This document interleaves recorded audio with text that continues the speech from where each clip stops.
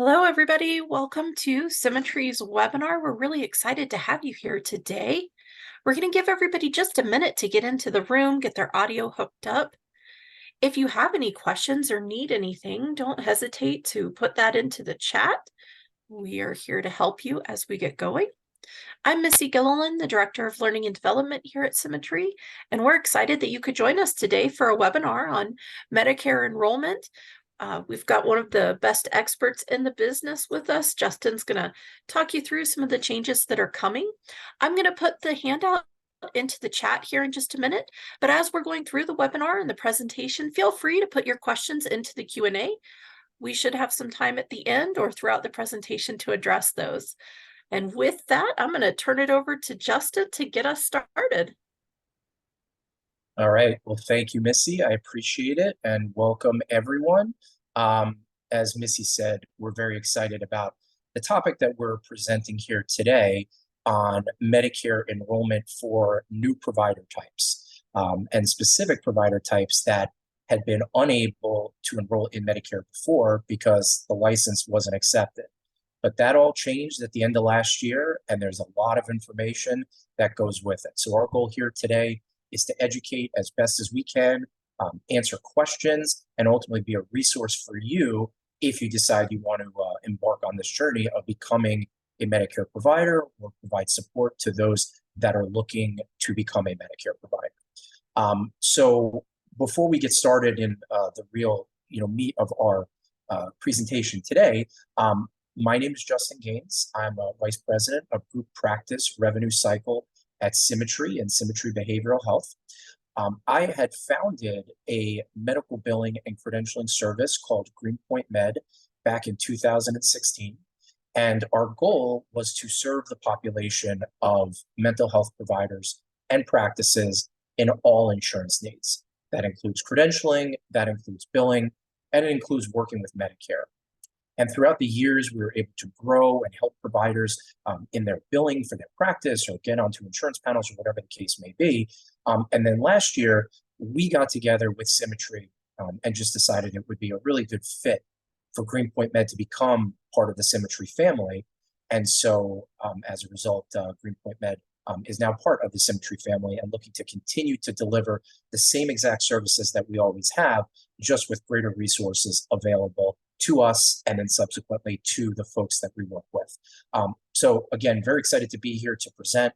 I'd encourage everyone to ask questions, whether it's during the presentation or at the end when we get to a little bit of Q&A. We want this to be interactive, and ultimately we want you to walk away and learning more about this topic than you did before.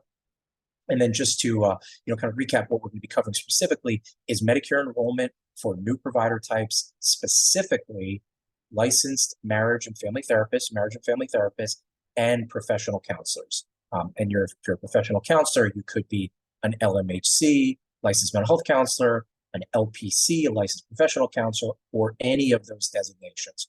We're covering all of that here today. So if you are here as one of those provider types, you're here in support of one of those provider types, you are in the right place, and we're excited to have you. So really, as we kind of kick off, let's just go through the background of how we got here. So for a long time, licensed clinical social workers were the only master's level provider type for mental health that could enroll in Medicare. It was just LCSWs. And then, of course, clinical psychologists and psychiatric nurse practitioners and psychiatrists could enroll in Medicare as well. But marriage and family therapists and professional counselors were unable to enroll in Medicare. That all changed at the end of 2022 when there was legislation that was passed through Congress and signed into law by the president that allowed our marriage and family therapists and our professional counselors to enroll in Medicare, to see Medicare patients on their own, to be able to bill for those services, and to be reimbursed. So that's great news because it expands the population of providers that could now be eligible for Medicare, be able to see patients, and be able to bill for us, be able to bill for services. And with Medicare, this is one of the fastest growing demographics in our country of folks that are looking for mental health services and want to use their insurance to do so. So the timing is right because we're seeing Medicare grow as far as the people who are eligible for it. And now we have new provider types that could treat those patients. So this law was passed at the end of 2022, and it becomes effective on January 1st of 2024. So beginning January 1st, New Year's Day of next year of 2024, a LMFT, a marriage family therapist, a professional counselor who is enrolled in Medicare will be able to see a Medicare patient and bill for those services and be reimbursed. That is an awesome thing and something that we are really excited about. So this webinar today is specific to those particular provider types: marriage and family therapists and professional counselors. We're going to cover a lot of information that is relevant to anyone who accepts Medicare, but for our marriage and family therapists and our professional counselors that are on this webinar, this is to help you understand what Medicare is. So again, if you decide to take that next step and enroll, you know exactly what it is that you're getting yourself into with Medicare. And I promise you, it is not that bad. Medicare is a good insurer. In my opinion, it's one of the best run insurers in the country. And we see that from a credentialing standpoint and a billing standpoint. So I know there's a lot of stories that are out there on Facebook groups and things like that. It may not be as bad as what you've heard. So we'll start there as we start to go more into Medicare. So what is Medicare? Medicare is government-sponsored health insurance that's paid for by the federal government. Different from Medicaid, which is a state-run plan where the states and the federal government split the cost, or there's a cost sharing between the state and the federal government. Medicare is reimbursed directly from the federal government.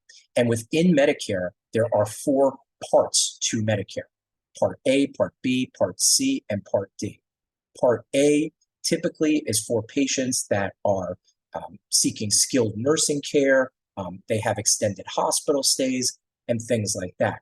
For our marriage and family therapists, our professional counselors, and even our social workers, psychologists, and others, Part A is not in scope for the type of Medicare that you would accept and you would bill to. The type of Medicare, the part of Medicare that is in scope for your services is Medicare Part B. And what is Medicare Part B?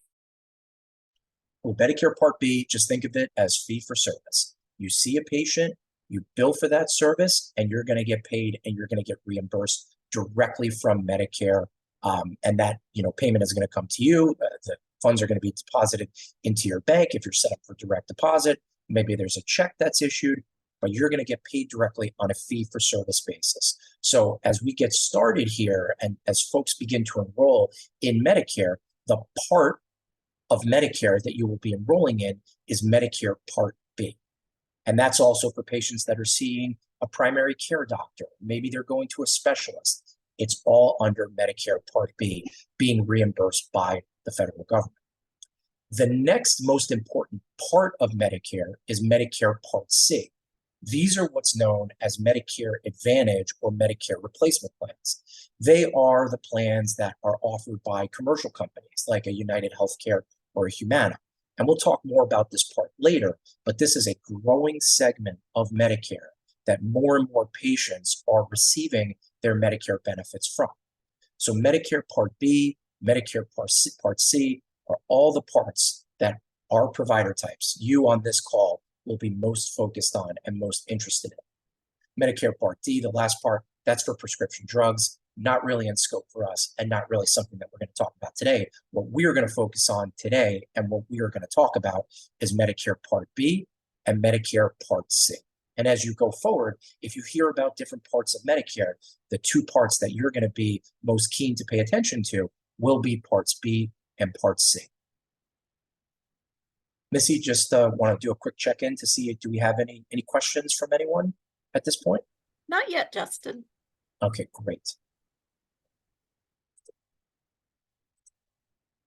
So what are the demographics that we typically see with Medicare patients? Well, it's going to be patients that are over the age of 65, that are eligible to enroll in the Medicare program and start receiving the Medicare benefits as their health insurance, or certain individuals with disabilities. And so the Medicare enrollment that we're going to focus on today is for providers and how providers are enrolled so you can treat the patients that have Medicare as their health insurance. And it's these folks. It's folks that are going to be over the age of 65 or certain individuals with disabilities. That is who makes up the bulk of our Medicare age population and who we will be serving for behavioral health, for mental health, as we enroll in Medicare, become a Medicare provider, and start seeing patients and billing for services. Folks over the age of 65 and certain individuals with disabilities. That is our demographics for Medicare. But how do we enroll in Medicare? So you as a provider have made the decision, you've made the determination that you are going to enroll in Medicare. And so how do you do it? Well, there's a multi-step process to enrolling in Medicare, and anyone who's done credentialing on their own is familiar with what the credentialing process looks like. There's an application that you have to complete. It has to be accurate. It has to contain all relevant information, and then has to be submitted to the insurer for it to be reviewed by an insurance representative. So that way the insurance representative can determine if the person that's applying is qualified to be able to enroll in the program and then be able to be approved. So you receive what's known as a Medicare number, or a PTAN, a provider transaction access number, so you can then bill for services. So how do we start? We start by submitting an application to what's known as a MAC, which stands for a Medicare Administrative Contractor. And even though Medicare is broken up with the 50 states in our country, there are administrative contractors that actually process the credentialing, process the claims, process the benefits, process everything that has to do with that Medicare patient being able to see a provider like yourself, be able to use their Medicare benefits, and then for you as the provider to be able to be reimbursed for those services. That all goes through the Medicare Administrative Contractor. I'm in Florida, so the Medicare Administrative Contractor for Florida is an entity called First Coast Service Options. If you're in Georgia or South Carolina, your entity, your Medicare Administrative Contractor is Palmetto. And then throughout the country, there are other Medicare Administrative Contractors as well that you would work with directly, depending on what state you are in and what state you are enrolling in, to be able to provide Medicare services. So that's step one. You complete the application, you submit it to that Medicare Administrative Contractor. Once it goes to that Medicare Administrative Contractor, the MAC, it's going to be reviewed by a provider enrollment specialist. If that provider enrollment specialist determines that there is what's known as a deficiency, there's something missing on the application, or there's some further information that needs clarification, you're going to receive what's known as a development letter. And on the development letter, it's going to state that the application is being sent back to you, that additional information is needed, and it will specifically state on the letter what information either needs to be clarified or needs to be provided, or maybe is just missing from the application and needs to be filled in. If you do receive one of these development letters, you normally have 30 days, 30 calendar days to respond to that development and fix or cure whatever it is the deficiency in that application. What I would recommend if you receive one of these development letters is to call up the analyst, the provider enrollment specialist from the Medicare contractor who completed this particular, or who's been reviewing your application. They'll be able to walk you through exactly on the development letter what it is that you need to fix. Because sometimes you'll get this letter back and it may not be as clear as to what it is that needs to be corrected in order for the application to move forward. If you call that Medicare enrollment specialist, they will be able to help you determine exactly what's missing and exactly what you need to do to get that corrected. And it's critical that you do it within that 30-day time frame, because if you don't, there's a good chance that that application will be rejected and you will have to start over again from the very beginning. So get that development letter corrected, get on the phone with the provider enrollment specialist if you need to, because what's in there is going to be really important towards determining whether your application gets approved quickly or whether you may have to start over, which is an outcome that you definitely want to avoid. And then finally, if the application is good, there's no deficiencies, there's no development letters that are going to be issued, you'll receive an approval letter. And on the approval letter will be all the necessary information that you will need in order to bill for your services. It'll have that PTAN number, that provider transaction access number, which is necessary for enrollment to be able to bill Medicare. It will tell you what the billing NPI is, what the billing tax ID number is, and what the billing address is. And all of that information is important to have on your claims, because if it's not, that could lead to denials when you start submitting those claims to Medicare. So it's important that you take that approval letter, archive it, save it in a folder, whatever you need to do, because that approval letter is going to have that important billing information so you're able to get reimbursed. And then lastly, there's two ways to submit these applications. One is through paper. You can download the forms directly online by going to the Medicare Administrative Contractors website, that MAC's website, and finding the provider enrollment section. Or you could do it through the online Medicare system, which is known as PECOS, which is Provider Enrollment Chain of Ownership System, I believe is the acronym. But I could be, Missy, I could be off on that one. So we'll have to confirm that in our post-webinar notes. But those are the two ways to do it. You submit application via paper, or you do it online through the PECOS system. I happen to think the PECOS system is the right way to go because it gets to that MAC right away and might increase the timeline for you to get approved more quickly. But however you're comfortable doing it, if you are doing it, either through the application or through the online PECOS system. Now you're enrolled, you're approved, you have your approval letter, and you're able to bill for services. You're able to see patients. You're able to market that you see Medicare patients. And now you start getting calls. Now you start getting inquiries, maybe through your website or through your Facebook page, that you have Medicare patients that you want to treat. It's always important that you verify benefits, that you verify the eligibility of your Medicare patients, because a Medicare patient may very well have a Part C plan, which again is Medicare Advantage. And if they do have a Medicare Advantage or a Medicare Part C plan, you are going to need to be enrolled with this Part C Medicare Advantage plan. So let's talk a little bit about this just for a second. So these are commercial insurance companies that offer Medicare benefits to seniors and others. United Healthcare is the biggest in the country. They partner with AARP to offer their AARP Medicare Advantage plan. That is a replacement for Medicare Part B. So if you have a patient that calls up and they say, oh, I have a Medicare benefit, I get my health insurance through Medicare, it's important to know, are they Part B or are they Part C? Because if they're Part C, you may need to be enrolled with that particular insurer, because Medicare does not do it automatically. That MAC does not do it automatically for you. You have to go out and you have to enroll yourself, or make sure that you are eligible to bill for in-network services as a Medicare provider. So you could be enrolled with the MAC, the Medicare Administrative Contractor. You can accept patients who have Medicare Part B or straight Medicare or traditional Medicare as it's known. But then you have a patient that comes to you and they're looking to use their Medicare benefits, but they're getting it through a commercial company, United Healthcare or Humana, Blue Cross Blue Shield, or any of the companies that are out there that offer the Medicare benefits to Medicare recipients.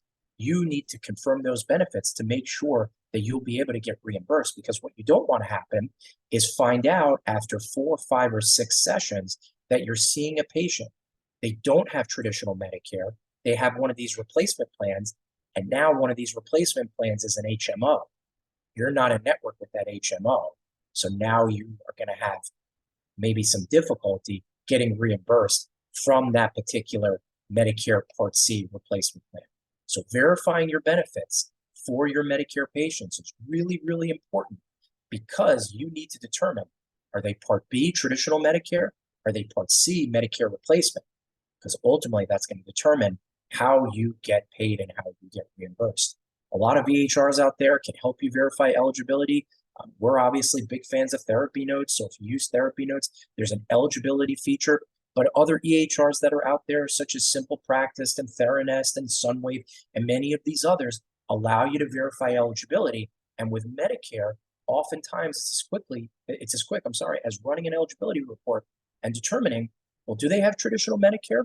Or maybe they have a United Healthcare plan. And now we got to go to United Healthcare and get those benefits directly from United Healthcare. So know the distinction, understand the distinction between traditional Medicare and Medicare Part C, because more and more patients are getting their benefits from these Medicare Advantage plans, these commercial insurance companies. I saw a stat recently where it was up to 50% of Medicare eligible patients are able to get benefits or are getting their benefits from these commercial companies. So we're going to see that more and more.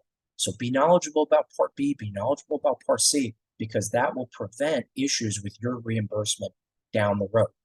And even if you don't happen to verify benefits and you just start seeing a patient and you find out later on, oh, they have a United Healthcare plan, there are some plans that do have out-of-network benefits that will allow you to get reimbursed. So there is still some opportunity there, but always as a best practice, verify those benefits beforehand so you have that certainty as well as the patient has the certainty as well. So again, a very important distinction between Part B and Part C. Justin, we did have a question. Yes. Jess is wondering if they need to enroll before January 1, 2024, or do they wait till after? Yeah, so that's a great question. So most Medicare administrative contractors, most MACs, will begin accepting applications as soon as November 1st of 2023. So less than a month from now, the MACs will begin accepting the applications. But if you get approved, let's say in December, right before Christmas or mid-December, whatever it is, you are still not going to be able to see patients until January 1st. And then as of January 1st, you'll be able to see patients and be billed for services. But you can start submitting those applications as early as November 1st, and those MACs will accept them and begin to process them. The one caveat that I would say, and that's a great question, and I'm glad that was asked, is that this is a new process. We don't know how the MACs are going to react to receiving these applications that have new license types on them. We hope that it's just going to go smooth and normal, like an LCSW or a psychologist, and it just goes through and you get approved. And if there's an issue, it gets worked as it normally would. But it's a new process. We don't know how it's going to go. So we're gonna see starting on November 1st. It may be a little bit of trial and error, but certainly you can complete the application now and get it submitted because they will be processed starting as of November 1.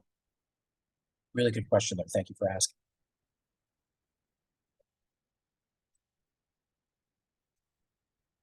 Let's talk a little bit about reimbursement and what that looks like. And this is going to be specific to traditional straight Medicare. So not Medicare Part C, just talking about Medicare Part B, traditional Medicare, and the reimbursement. It's going to vary by state or by Medicare administrative contractor. However, the percentage by which it varies shouldn't be too much. So if you're in Florida, it shouldn't be too much of a variance if you're in California, if you're billing the same CPT code, a 90837, a 90834. So the reimbursement should be relatively the same by state or by the MAC. The one thing that we don't know is will Medicare change rates at some point in the future now that we have more providers that are going to be able to accept Medicare patients and bill for services. That's something that we're going to have to monitor closely in the months ahead as we get into 2024 and how Medicare evaluates that. So we'll have to keep an eye on that and see if there's any changes there. But the reimbursement should not vary too much, although it might be slight differences by state and by MAC. And with Medicare pays 80% of the services, and then the patients are responsible for the remaining 20%. That's their co-insurance, that 20%. And many patients have a secondary or supplemental insurance policy, which will actually pick up that 20% that the patient owes. And in that case, what happens is you bill the claim to Medicare, Medicare processes it, and then they'll send it off, in most cases, to that secondary insurance. And then you'll receive a check from that secondary, or receive direct deposit payment from that secondary insurance later on. It could be 2 weeks later, it could be 6 weeks later. In some cases, we've seen it be 6 months later, but that 20% will be the responsibility of the patient. If they have a secondary or supplemental policy, that will in most cases pick it up.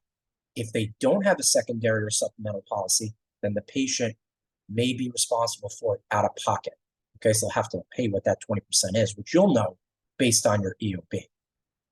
But let's talk for a minute about secondary or supplemental policies, because that's a big part of Medicare. So again, as we said, we bill the claim to the MAC, and then it processes that claim, and it will issue a payment to you for 80% of the allowable rate.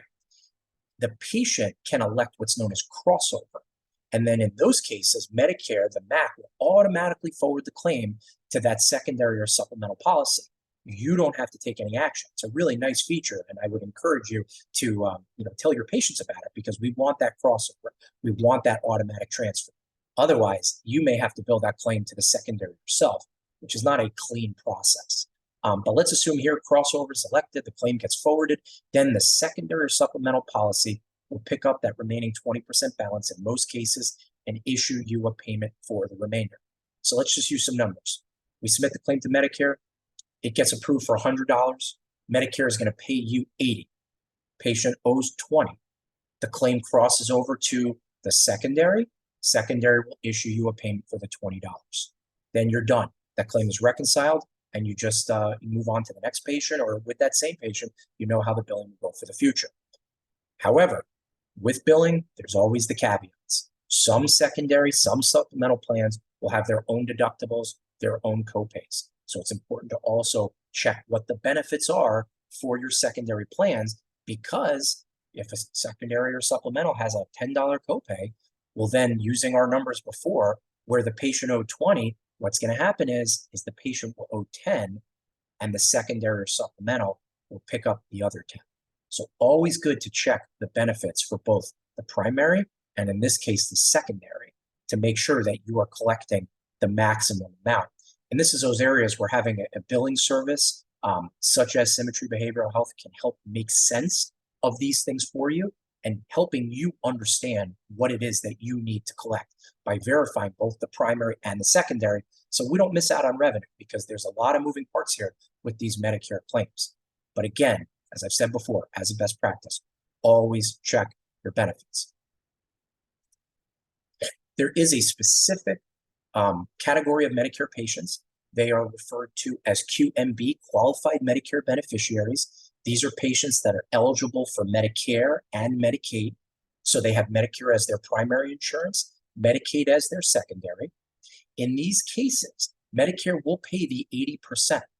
But if the Medicaid rate for the same service is lower than what Medicare pays you, then there will be nothing that you can collect on that remaining 20%. So let's just use some numbers. Again, go back. We have a $100 rate that's approved by Medicare. Medicare pays you $80. If Medicaid in your state pays $70 for the same service, so now Medicare has paid more, 80, than what Medicaid normally pays, 70, for that service, Medicaid will not pick up the balance, and you are unable to collect that from the patient.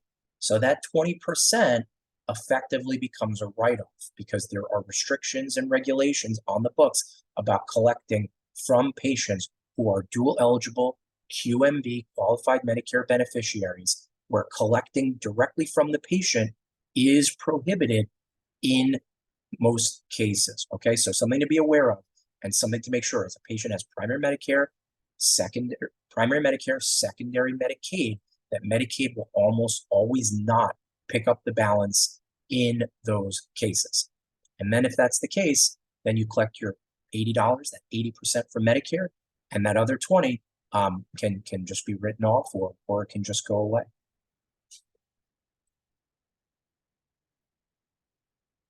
So I know this was a lot of information, and Missy and I were chatting before we started here. We probably could have had this webinar for 2 hours, but we wanted to make it concise. We wanted to provide as much of the information as possible to you. We encourage you to reach out to us. Go to our website at SimiTreeHC.com. Go to the behavioral health page. We're going to put out more and more material on this to help aid you as the provider, either enrolling in Medicare or billing for Medicare. And of course, if you're looking for more hands-on support, reach out to us. Our credentialing service can help you enroll. Our billing service can help you bill, with the goal of helping you focus on your priorities, your patients, and your practice, and leave the billing, leave the revenue cycle, leave the credentialing to the folks that do it every day, and that can help you grow your practice, maintain your practice, whatever the case may be. Again, my name is Justin Gaines. I've really enjoyed presenting this topic. Look forward to doing this again if it's possible, answering other questions that come up. And I thank you for carving out a little bit of time from your day to learn about this really new, up and coming, and exciting growth of Medicare that, as a behavioral health community, we're all going to be able to participate in. So thank you for your time today. Missy, I'll hand it back to you. Thanks, Justin. Great presentation. Again, like Justin said, if you have any questions, don't hesitate to reach out to us. Justin's contact information is here on the screen. You can reach out through our website as well. We enjoyed having you here. You will get a copy of this recording and the handout in your email, and usually it takes about 48 hours, so look for that. But if you need anything else in the meantime, please don't hesitate to reach out. Thanks for joining SimiTree today. We enjoyed having you here for our webinar. Thanks so much. Bye-bye.